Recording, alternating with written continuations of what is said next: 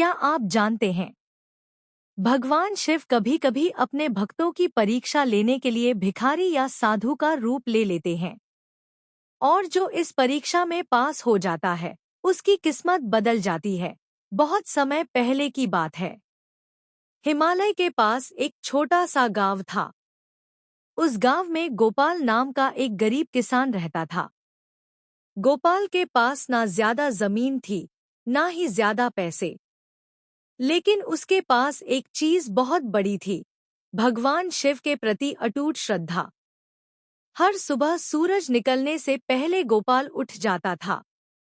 वह सबसे पहले नदी में स्नान करता, फिर जंगल से बेलपत्र और फूल लाता और गांव के छोटे से शिव मंदिर में जाकर भगवान शिव की पूजा करता। गोपाल की पूजा बहुत सरल थी। न कोई बड़ी आरती, न कोई महंगे चढ़ावे।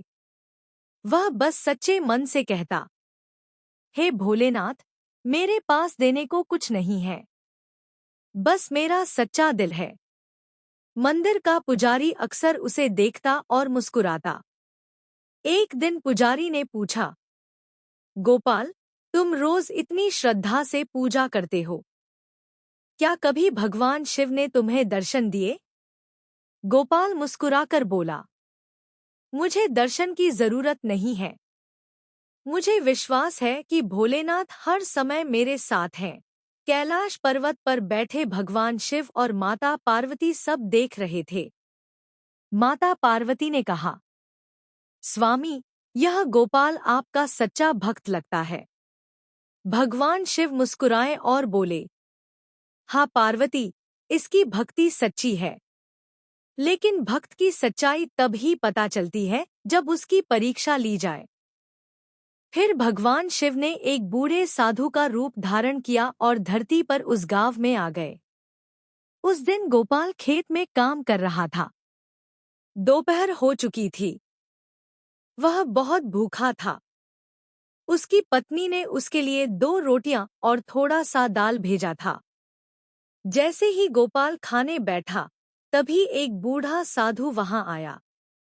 साधु बहुत कमजोर और थका हुआ लग रहा था। साधु ने धीमी आवाज में कहा, बेटा, मैं बहुत भूखा हूँ, क्या मुझे थोड़ा सा भोजन मिल सकता है?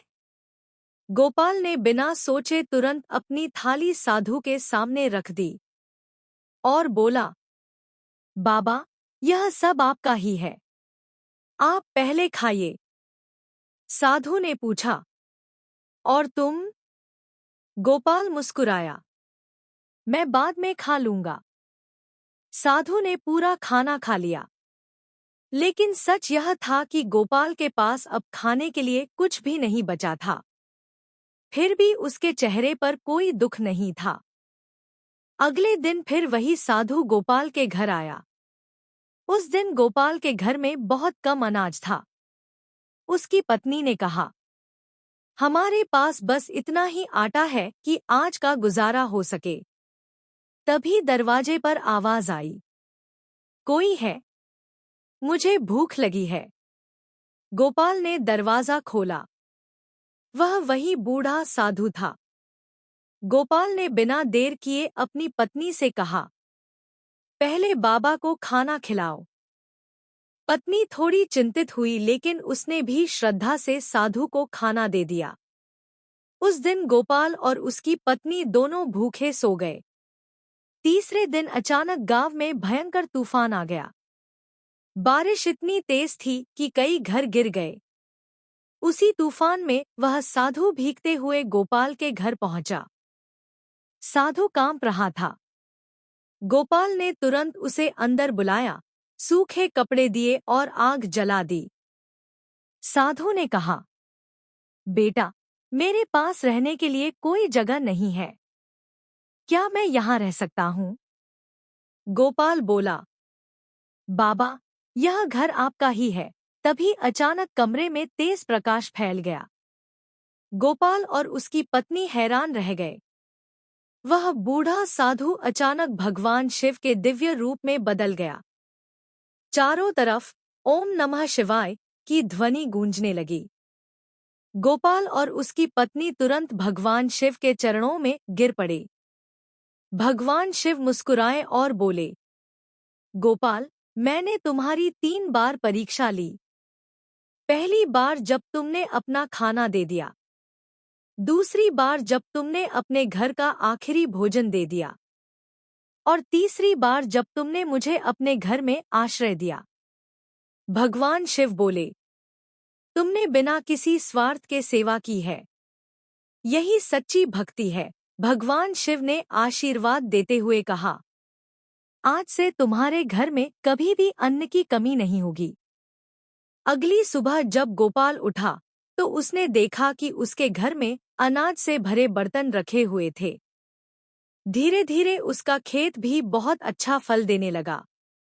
लेकिन गोपाल कभी घमंडी नहीं बना। वह आज भी हर सुबह मंदिर जाता और वही प्रार्थना करता, हे भोलेनाथ, मुझे हमेशा विनम्र बनाए रखना। इस कहानी से हमें 3 बड़ी बातें सीखने को मिलती हैं। एक, सच्ची भक्ति में दिखावा नहीं होता। 2, भगवान हमेशा अपने भक्तों की परीक्षा लेते हैं। 3, जो दूसरों की मदद करता है, भगवान उसकी हमेशा रक्षा करते हैं।